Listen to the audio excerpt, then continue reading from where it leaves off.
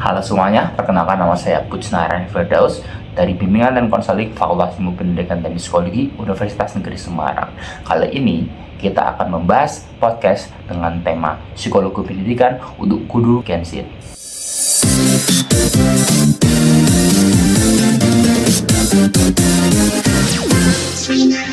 Kalian sadar gak sih, di dunia pendidikan zaman sekarang yang dinamis banget, apalagi dunia program vokasi nih, yang menuntut mahasiswa untuk langsung siap kerja, di satu sisi yang lain, industri itu menginginkan lulusan yang dapat tahan banting atas tekanan-tekanan yang akan diberikan. Namun di sisi lain atau di sisi mahasiswa itu ingin juga dapat dimengerti oleh kondisi yang ada atau yang sedang mereka jalani.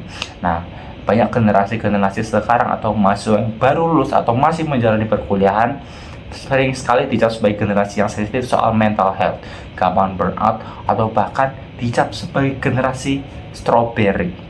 Nah, gimana sih cara dosen-dosen muda zaman sekarang ini, khususnya dosen vokasi ini, menjembatani teori psikologi pendidikan dengan realita mahasiswa digital yang unik ini? Nah, gimana caranya mereka menghadapi situasi tersebut? Simak video berikut ini.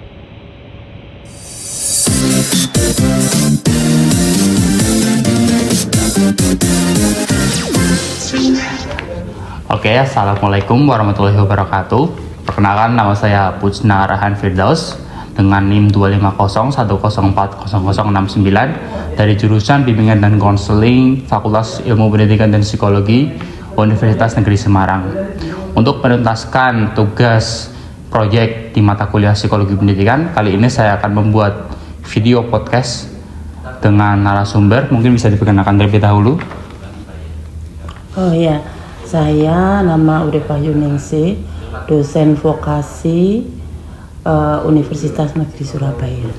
Oke, kali ini kita akan membahas tentang realita dan karakteristik mahasiswa Gen Z, terutama yang sedang dihadapi oleh dosen-dosen yang saat ini sedang mengajar.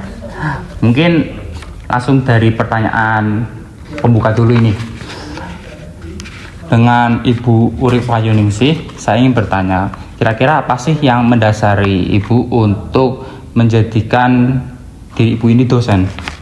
Oh, kalau dosen karena sudah dari awal kami itu ya dari keluarga pendidik, jadi berkeinginan untuk menjadi dosen. Jadi karena berasal dari keluarga pendidik, maka cita-cita Ibu ingin menjadi dosen. Oke. Terus kira-kira apa yang mendasari Ibu spesifik kepada bidang vokasi? Bidang vokasi. Di sini kami bukan di insinyur tapi di tata busana ya.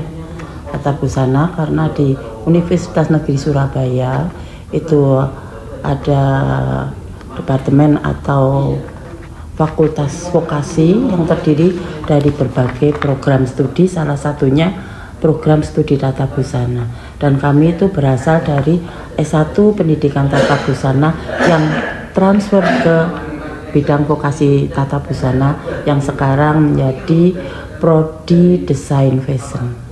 Oke, berarti yang tadinya sarjana sekarang berganti jadi vokasi ya? Vokasi ya, pendidikan. Oke. Tadinya pendidikan menjadi vokasional. Yang tadinya D3. Ya. Terus kira-kira untuk mulai dari pengalaman dulu nih, pas pertama kali ngajar di kelas vokasi itu sendiri, apa sih kejutan terbesar Ibu yang Ibu hadapi ketika menghadapi mahasiswa generasi Z? Oh iya. Tadinya kan pendidikan vokasi itu dari D3 sebenarnya ya. Dari D3 tata busana kemudian beralih ke vokasi atau D4 seperti itu. Itu mulai dari tahun 2019 ya. 2019.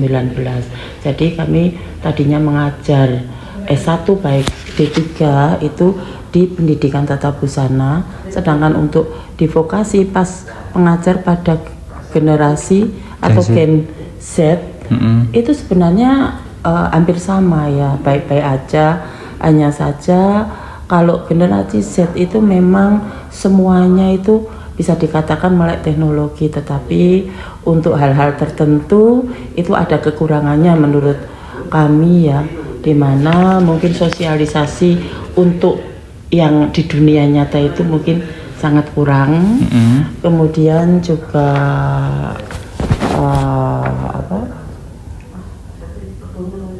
sosialisnya kurang juga mungkin etikanya ya, karena jarang untuk bisa berkomunikasi antar sesama, mungkin teman atau ini, karena sering berkomunikasi dengan dunia maya seperti itu.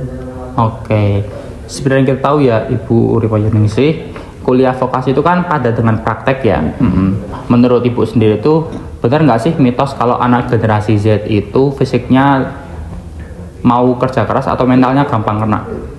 Itu maksudnya gampang kena itu, Iya. apa istilahnya? Gampang kena itu putus asa gitu ya? Iya, selalu gampang menyerah. Sebetulnya ya tidak demikian ya, karena mungkin kondisi yang sudah terbentuk dari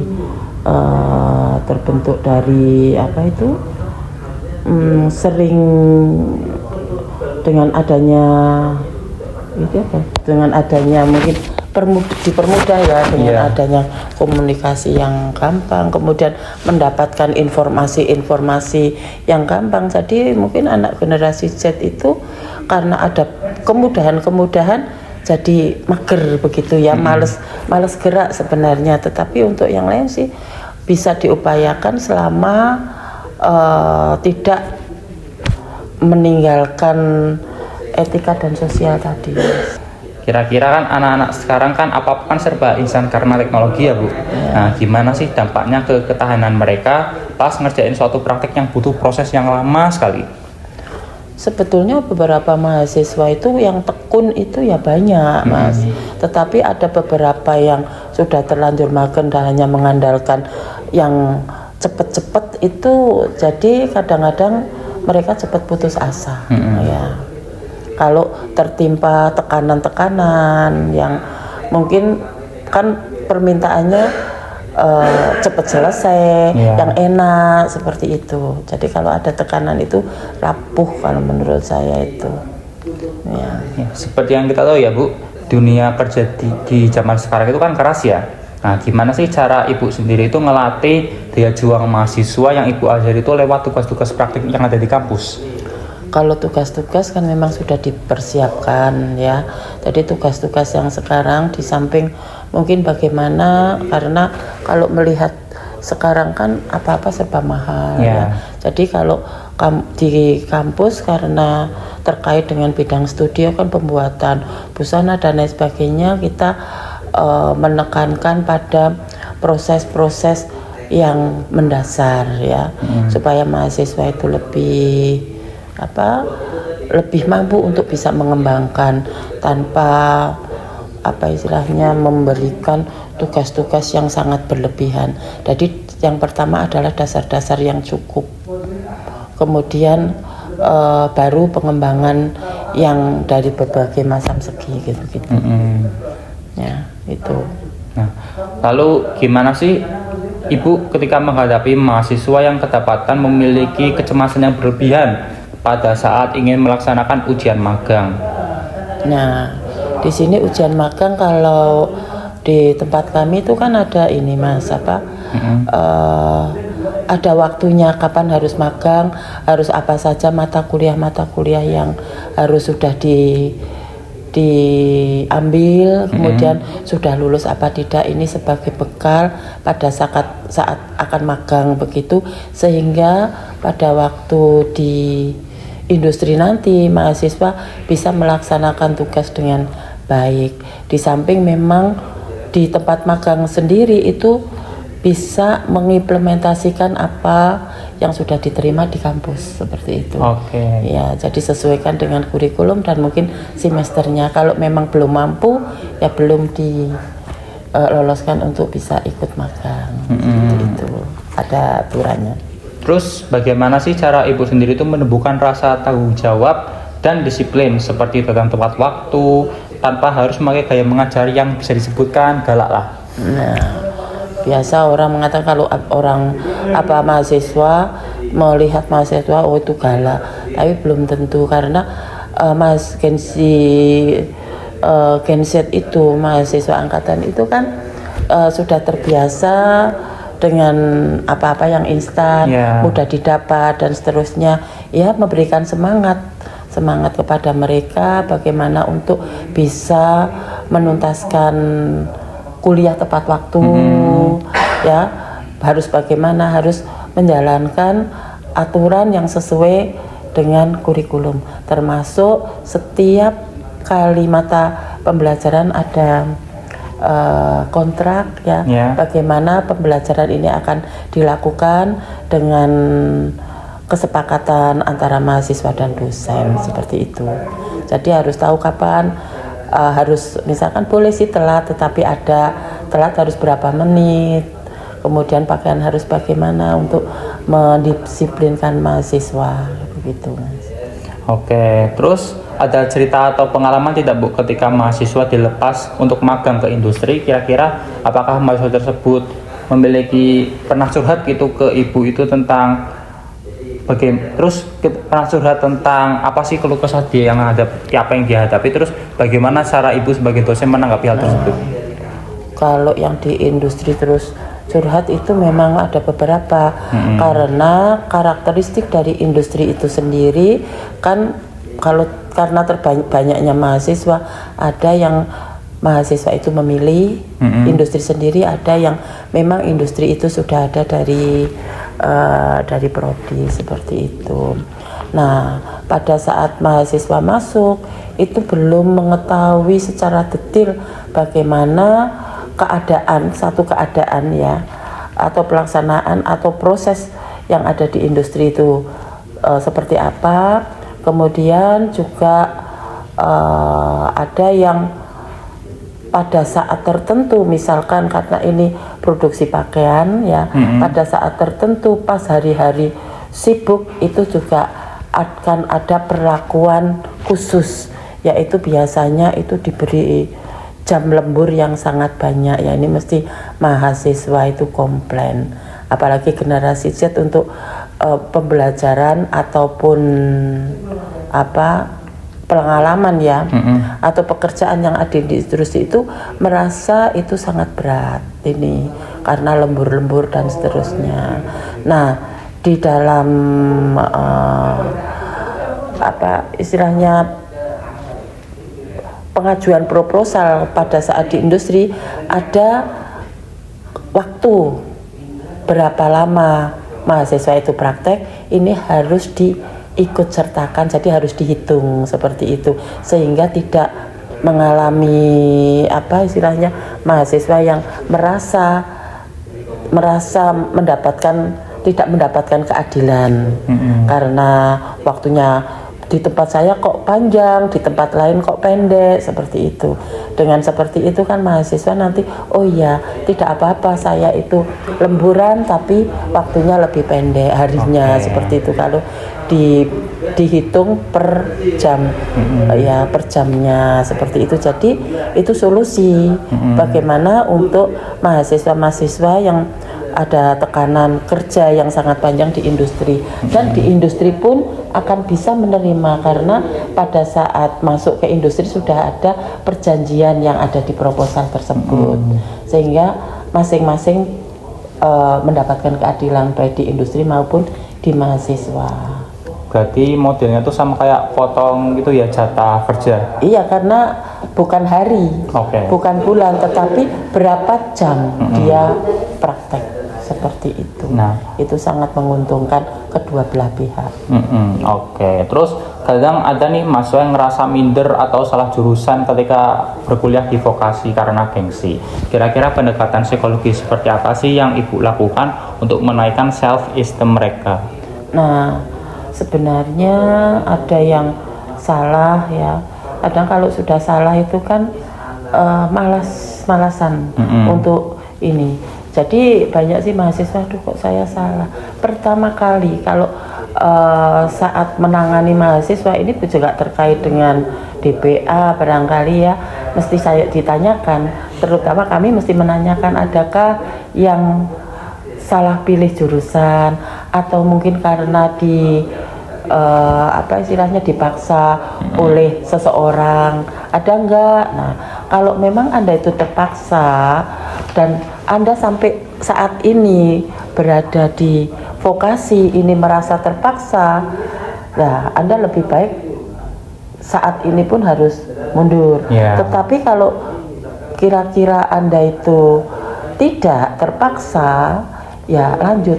Seandainya pun terpaksa, kalau nanti Anda itu bisa menerima, itu lebih baik, karena apapun yang sudah Anda terima itu adalah menurut kami itu yang terbaik, ya yang terbaik menurut Allah gitu. Jadi ya apalagi kan nanti dengan teman-teman dan lain sebagainya, dan mungkin melihat situasi ini perlu Anda cermati lebih dalam untuk nanti kelulusan yang tepat waktu. Jadi untuk mendapatkan lulus yang tepat waktu pasti harus ada minat. Nah, kalau memang ada yang ragu-ragu, nah ragu-ragu itu, wah saya kok keliru ini jurusan saya, ragu-ragu akan saya bisa, harus ditanamkan jiwa untuk bisa menyukai dulu. Kalau yang suka, seberapa berat ya pasti bisa ditanggulangi. Tapi kalau yang tidak suka, apapun yang akan dilakukan, hasil kesuksesan itu pasti akan tertunda. Jadi mungkin bisa lulus tidak tepat waktu dan lain sebagainya. Jadi harus dimantapkan dulu dan harus harus menyukai dulu. Ya. Berarti ketika seseorang menyukai suatu bidang yang ia tekuni, berarti apapun bidangnya pasti akan selesai, ya? Pasti. Tapi harus diberikan dulu kepada dirinya sendiri. Saya harus mau, saya harus bisa. Nah, ya. Apapun kalau sudah saya harus bisa, otomatis pasti belajar. Kalau yang tidak bisa pun mesti bisa lebih bagus. Kalau yang tidak bisa, saya katakan, Anda sudah bisa menjahit? Sudah. Anda, Bu, saya belum bisa menjahit. Sama-sama nanti mesti lulus tepat waktu. Anda harus belajar 2 kali lipat. Misalkan yang 1 jam, kamu 2 jam. Lama-lama nanti akan setara. Dan tidak bisa mengatakan yang tadinya itu belum bisa menjahit nantinya akan lulus lebih lama, belum tentu. Karena ilmu itu kan ilmu katon, ya. Bisa dilihat, bisa dipelajari, dan itu keterampilan, vokasi itu keterampilan, bisa, semuanya bisa, bukan ilmu gaib. Saya selalu mengatakan pasti nanti mahasiswa, oh iya bisa gitu. Wah, ilmu gaib sulit, tapi ilmu yang kelihatan itu pasti bisa. Jadi tidak ada yang namanya salah jurusan. Nah, itu endingnya. Salah nanti bisa ditekuni, bisa disenangi, pasti berhasil. Oke. Terus kalau ada mahasiswa nih yang curhat soal tugas akhir mereka atau proyek dari industri yang sedang ia jalani, kira-kira langkah-langkah apa yang akan Ibu lakukan untuk menenangkan hati mahasiswa tersebut? Nah, sebetulnya semuanya kan dibatasi oleh waktu. Iya. Jadi kalau misalkan TA, carilah yang kamu suka, tema yang kamu suka, jangan tema yang kamu tidak tahu. Karena apa? Kalau yang kamu suka itu kamu akan selalu mencari informasi terkait dengan apa yang akan kamu tulis. Kalau sudah senang, pasti nanti langkah demi langkah, tahap demi tahap itu akan selesai dengan sendirinya. Jadi tidak perlu mendapatkan harus yang terlalu jauh, yang terlalu dalam, tetapi yang Anda suka. Nanti dengan sendirinya pasti mendalami itu. Itu untuk tugas akhir. Tapi kalau tugas akhir sekarang itu kan bisa dengan gantinya itu artikel, juga bisa dianggap itu sebagai tugas akhir dari mahasiswa, lebih mudah. Kemudian kalau di vokasi itu karya yang sudah dipamerkan itu juga bisa menjadi kemudian kita buat portofolio, itu juga bisa gitu. Jadi sebetulnya banyak jalan yang bisa Anda lakukan. Kalau tidak menulis ini, juga menulis yang lain, seperti itu. Jadi itu bisa dan mudah karena sudah biasa kamu lakukan. Karya-karya kamu yang sudah kamu lakukan itu bisa ditulis. Ya mestinya dengan tata tulis aturan yang sudah dijadikan suatu pedoman, ya pedoman TA-nya bagaimana, atau misalkan kalau karya pedoman karyanya bagaimana, atau paten haki itu masih sudah mau dibuka ya, itu ya wacana. Tapi jadi tidak ada yang namanya nggak bisa menulis terus tidak lulus, karena dosen juga mendampingi untuk bisa itu dan mengarahkan sih ya, mengarahkan yang tidak terlalu sulit itu kan menurut yang tidak bisa. Makanya sesuai yang kamu mampu untuk bisa menulis. Intinya dari semester 1 sampai semester akhir pun mahasiswa sama dosen sama-sama belajar ya? Iya, gimana belajar, sama-sama belajar dalam arti ya kadang-kadang mahasiswa sekarang kan tidak bisa kalau diberikan satu arah, Mas. Dosen ngomong, karena apa, sebetulnya dosen itu kan kalau dulu mungkin iya, sekarang kan informasi sudah banyak. Jadi mahasiswa cari, kita meluruskan. Mahasiswa membuat tugas, nah seperti ini Mas Ihan kan membuat seperti ini tidak hanya dari buku, tidak hanya dari ini, dari sesama atau yang lain-lainnya, bukan dari dosennya memberikan. Kalau membuat podcast seperti ini kan tidak ada, tetapi sudah sekarang disediakan di YouTube, di sosial media banyak, lebih mudah kan, jadi gampang gitu. Jadi lebih baik kita itu mahasiswa aktif untuk bisa mencari materi, tetapi kita sudah punya. Biasanya kita berikan suatu kalau misalkan kita mau berburu, kita beri senjata dulu, baru mahasiswa berburu, coba hasilnya seperti apa, nanti kita disampaikan, kita diskusikan bersama. Kalau sekarang dosen seperti itu Mas Ihan, walaupun Buning itu dosen lama, tetapi harus ikutin, tetapi tidak ngikutin semua. Kalau harus disiplin ya mahasiswa harus disiplin dengan ketentuan apa, bukan semaunya dosen tadi dengan kontrak kuliah, kan sudah kita sepakati bersama. Kalau misalkan nilai kurang dan lain sebagainya, sebetulnya mahasiswa harus tahu nilainya. Ini loh nilaimu begini, kamu mau nggak kalau supaya bagus ya perbaiki. Ada yang mau sampai mahasiswa itu, Bu kayaknya sebelum nilai keluar pekerjaan saya itu kurang bagus. Oh ya, mana masih ada nggak yang perlu perbaiki? Oh iya, karena apa? Bukan nilai. Kalau orang itu masuk terus, tadi kan inputnya kan macam-macam, ada yang dari SMA, nah yang dari SMK, ada yang dari SMK di luar, kan berarti heterogen. Nah itu bagaimana supaya keluarnya itu nanti juga sama. Jadi seperti itu. Jadi nggak saat letter lock harus gini, enggak juga. Ya karena tadi generasi Zen itu cepat rapuh karena sudah terlalu enak dengan fasilitas yang ada sekarang. Bukan mahasiswa tempo dulu. Ya, tempo dulu itu kalau enggak makan aja, kalau tidak keluar dari kos tidak dapat makan kan. Kalau sekarang tinggal tutul-tutul aja makanan sudah datang. Iya kan seperti itu Mas. Jadi memang sangat berbeda, tapi bisalah kita siasati ya, bukan siasati, mungkin seperti itu ya, supaya generasi Z itu juga bisa meraih mimpi-mimpinya seperti itu. Gitu. Terus kira-kira apa sih menurut Ibu itu mindset atau pola pikir psikologis yang perlu ditanamkan kepada mahasiswa supaya ketika mahasiswa tersebut sedang menjalankan perkuliahan ia akan benar-benar menyukainya, sehingga ketika lulus pun dia akan mendapatkan predikat ujian yang bagus? Iya, memang itu diantaranya ada sebagian saja sih dari dosen ya, sebagian ya dosen yang bisa digemari oleh mahasiswa Gen Z itu seperti apa, itu harus kita menyelami itu, walaupun tidak semuanya ya.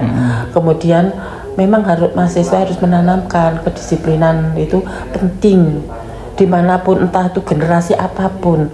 Kalau dulu memang kan kadang-kadang disiplin itu karena takut, tapi sekarang itu disiplin karena sudah ada tanggung jawab dan kesepakatan tadi. Mungkin melalui kesepakatan itu bisa menjadikan suatu tanggung jawab.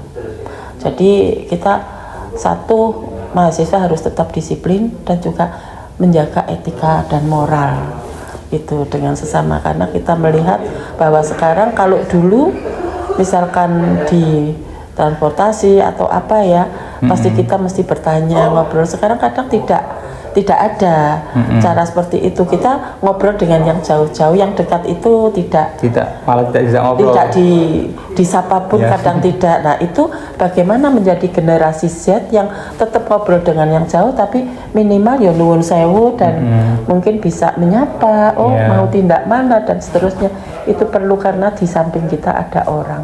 Suatu ketika kalau kita ada apa-apa, mudah-mudahan ya enggak ya, ada apa-apa paling yang datang dulu kan yang di dekat dengan kita, yang tahu dulu dekat dengan. Nah, itu mungkin yang perlu dipupuk ya, sehingga lebih baik untuk generasi Z. Assalamualaikum warahmatullahi wabarakatuh. Perkenalkan, nama saya Putsna Rahan Firdaus dari Bimbingan dan Konseling Universitas Negeri Semarang. Perkenalkan, nama saya Firdaus Salvatore dari Program Studi Pendidikan Bahasa Arab Universitas Negeri Semarang. Kali ini kita akan membuat tugas proyek di mata kuliah Psikologi Pendidikan dengan tema Psikologi Pendidikan untuk Guru Generasi Z. Dari video yang barusan kita lihat nih Mas Salvatore, Nah, kira-kira apa sih yang membuat Anda berkeinginan atau mendasari tujuan Anda untuk menjadi guru di generasi Z sekarang? Tujuan saya menjadi seorang pengajar pada generasi Z sekarang itu dimulai ketika saya merasa bahwasanya seorang pengajar itu keren.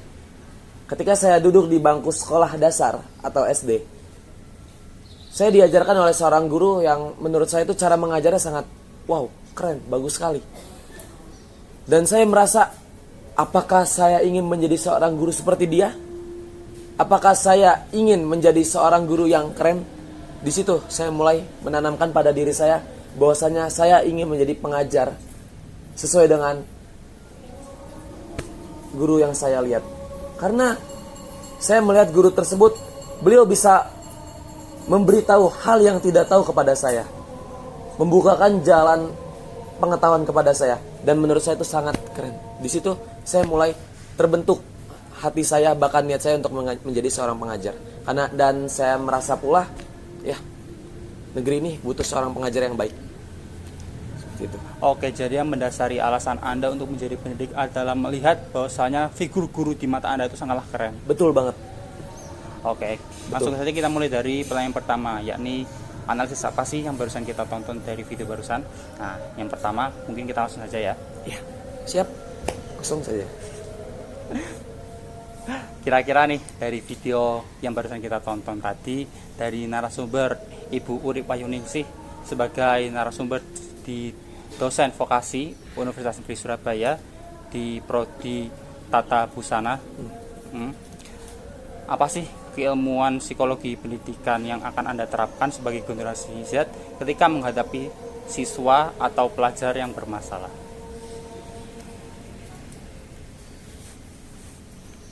Keilmuan psikologi pendidikan apa yang akan saya terapkan kepada pelajar saya ketika menghadapi pelajar yang bermasalah seperti itu. Jadi yang pertama, saya akan mendekatkan diri secara personal kepada pelajar saya. Seseorang yang bermasalah itu bukan dijauhi, tapi seseorang yang bermasalah itu butuh yang namanya gandengan tangan. Saya sebagai seorang pengajar harus bahkan itu udah kewajiban saya untuk merangkul, menggandeng pelajar saya tanpa terkecuali, baik dia siapa, dari golongan apa, tanpa adanya batasan, semuanya sama. Ya, yang pertama saya akan mendekatkan diri secara personal. Saya akan tanya, masalahmu kenapa? Kamu kenapa? Kondisimu bagaimana? Mentalmu bagaimana? Saya akan tanya seperti itu. Yang kedua, saya akan menyelaraskan dengan bakat minat pelajar saya. Karena menurut saya, belajar sesuai dengan minat yang disukai itu lebih mudah dibandingkan dengan belajar yang dipaksakan seperti itu, Mas Pujina. Jadi saya akan menyelaraskan bakat minat pelajar saya sesuai dengan pengajaran saya. Itu yang kedua. Yang ketiga, saya akan membagikan beban tugas sesuai dengan porsinya masing-masing, Mas Pujina. Kalau emang pengajar saya memiliki kemampuan di situ saja, maka saya akan memberikan tugas sesuai dengan porsinya. Karena kalau emang saya memberikan tugas yang lebih besar dari porsinya, ya balik lagi, anak saya akan kena masalah, pelajar saya akan kena masalah. Karena apa? Ya, burn out. Dia tidak bisa memikirkan, karena itu belum dipikirkan oleh pelajar saya sendiri. Seperti itu. 3 keilmuan psikologi itu yang akan saya bawakan ketika saya menjadi seorang pengajar. Oke. Kita ambil studi kasus nih. Kira-kira ketika Anda sedang berada di luar sekolah dan di luar jangkauan siswa Anda, dan Anda tidak bisa membantu atau melayani siswa Anda. Nah, oleh karena itu kan siswa harus bisa belajar secara mandiri dalam menyelesaikan masalah yang sedang dihadapi. Nah, kira-kira nih, apa sih karakter yang akan Anda tanamkan untuk supaya siswa tersebut dapat menyelesaikan masalahnya secara mandiri? Terima kasih atas pertanyaannya Mas Pujina. Jadi ketika saya tidak bisa menggapai pelajar saya dan pelajar saya mengalami masalah tersendiri, bagaimana cara dia bisa mengatasi, bagaimana saya menanamkan nilai supaya dia bisa mengatasi sendiri, seperti itu. Iya. Yang pertama, tetap tenang dan percaya diri. Betul. Ketenangan itu membuat seorang manusia bisa berpikir jernih. Kalau emang pelajar saya terkena masalah, nilai yang saya tanamkan ialah tenang dan percaya diri.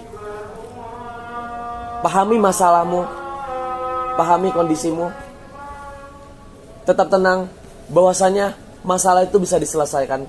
Lalu percaya dirilah bahwasannya kamu itu bisa menyelesaikan masalah tersebut. Itu yang pertama.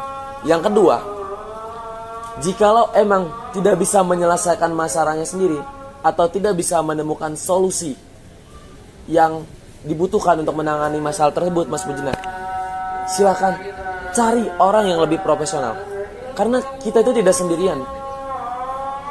Kita makhluk sosial, kita hidupnya berdampingan. Cari orang yang profesional seperti orang tua, teman sebaya, guru, maupun orang umum yang menurutmu bisa diajak untuk menangani masalah teman-teman pelajar. Karena kebanyakan masalah itu tidak dibutuhkan solusinya, tapi ya kita hanya butuh dorongan dari orang lain loh, bahwasanya kita itu bisa tanpa butuh solusi. Karena balik lagi, solusi ada di diri kita sendiri. Seperti itu Mas Pujina. 2 nilai itu yang akan saya tanamkan kepada pelajar saya untuk mengatasi masalahnya secara mandiri. Oke, dari video podcast yang barusan kita tonton nih, apa sih yang dapat Anda simpulkan sehingga ketika Anda menjadi pengajar di generasi mendatang, Anda dapat menerapkan keilmuan psikologi pendidikan itu dengan baik? Kesimpulannya, Iya. kesimpulan ketika saya menjadi seorang pengajar, maka saya akan menerapkan keilmuan psikologi pendidikan kepada pelajarnya, seperti itu. Baik, ketika saya menjadi seorang pengajar, 2 yang akan saya tanamkan kepada diri saya untuk pelajar-pelajar saya di masa depannya. Yang pertama itu menanamkan nilai-nilai yang baik. Jadi ketika saya menanamkan nilai yang baik kepada murid saya, maka hasil yang baik, niat yang baik pula akan muncul di benak murid saya. Sebaliknya, Mas Pujina, ketika saya menanamkan nilai yang buruk, sesuatu yang buruk, biji yang buruk atau pondasi yang buruk, maka ya hasilnya akan buruk juga kepada murid saya. Dan itu saya akan merasa sakit hati, karena balik lagi ke tujuan saya sebagai seorang pengajar. Maka dari itu, yang pertama, saya akan menanamkan nilai-nilai yang baik pada murid saya. Yang kedua, saya akan menjadi support system murid saya. Saya akan mendukung hal apapun jikalau emang yang dilakukan murid saya itu baik. Saya akan membentenginya, saya akan mendukungnya, saya akan jadi orang pertama pada murid saya. Dan yang ketiga, mohon maaf, ada satu lagi. yang sangat penting menurut saya, yaitu ya saya akan mencontohkan hal baik pula. Karena saya sebagai seorang public figure, kalau misalnya saya hanya menanamkan nilai baik sesuai dengan omongan saya, tapi saya tidak mencontohkan, wah, itu sangat fatal sebagai seorang pengajar. Ya, yang paling penting dan yang terakhir, saya akan menjadi public figure, mencontohkan hal yang baik dengan perilaku saya, bukan hanya dengan omongan saya. Ya, saya akan melaraskan dengan omongan saya. Seperti itu, Mas Pujina.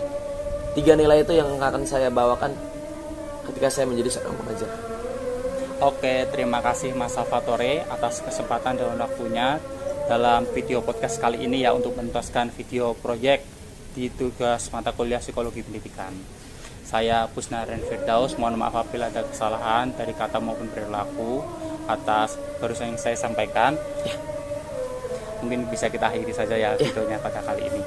Sebelumnya saya Firdaus Salvatore ya, mohon maaf juga ya kalau Mas Pujina, kalau misalnya penjelasan saya kurang informatif dan terlalu bertele-tele mungkin ya di Mas Pujina, ataupun dari kesalahan perkataan saya, pengucapan saya, ya saya mohon maaf sebelumnya. Oke, mungkin kita akhiri dulu ya. Untuk ibu serta teman-teman yang menonton video kali ini, saya mohon maaf apabila ada kesalahan, dan terima kasih karena telah menonton hingga detik ini. Kami akhiri, mohon maaf. Wassalamualaikum warahmatullahi wabarakatuh. Waalaikumsalam warahmatullahi wabarakatuh.